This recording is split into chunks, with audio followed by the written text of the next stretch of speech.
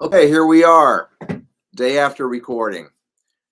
I have to tell you, it's an arduous process. I got to the studio around 1 o'clock and I watched the drums set up between 1 o'clock and about 2. So it took about an hour to get all the mics set up for the drums. Then they got to set up the bass and they got to set up the guitar. And this is a small studio, so the drums are in a separate room, mic'd. I'm in the control room with a mic, and then both the bass and the guitar player went direct into the board. So they weren't playing through amps; they were playing through whatever the board could modify and make their tone sound good. And where we recorded this, the guy has a lot of sound, so he really got a nice tone for the guitar and for the bass.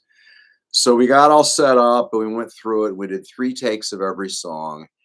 And here's my thoughts afterwards. First of all, I'm proud that I could focus and actually record the doggone thing. I mean, I played it 3 times through each time.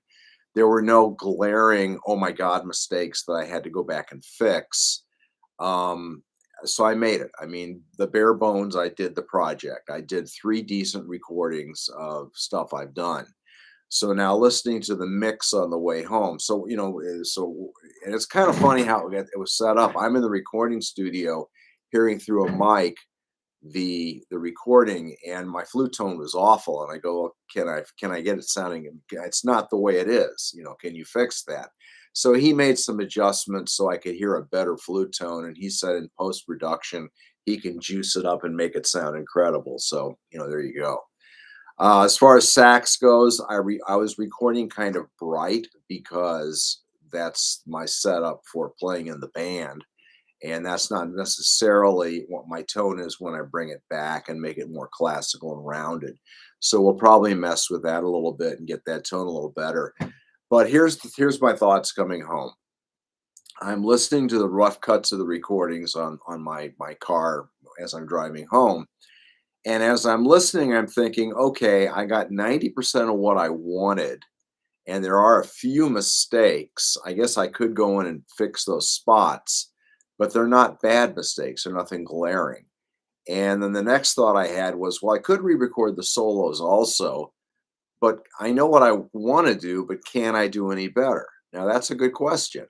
I sat there thinking, okay, I'm listening to my solos, and the guitar player soloed on my CD, and his solos are wonderful, very melodic. They refer to the original melody. He did a better job referring to my melody than I did, for in all honesty. So I'm sitting there going, okay, I can go back and re-record, but if it's better, what will better mean? And I've have another vlog about this. What is better? Does better mean tighter? And everything I played was tight. It wasn't out of time. It doesn't mean better phrased. That's something I could definitely do a better job of. Does it mean more space between ideas? That's another thing I could do. But the thing is my solos were always second solos. So they didn't start easy and build. They kind of inherited the build that the guitar player had set up. And I didn't even hear the guitar player play his solos, but I came in hot on my solo takes. So it kind of makes sense that they're a little more energetic than the solo before them. So it makes sense in the flow of the song, the way I did my solo. So I'm not sure I want to change that.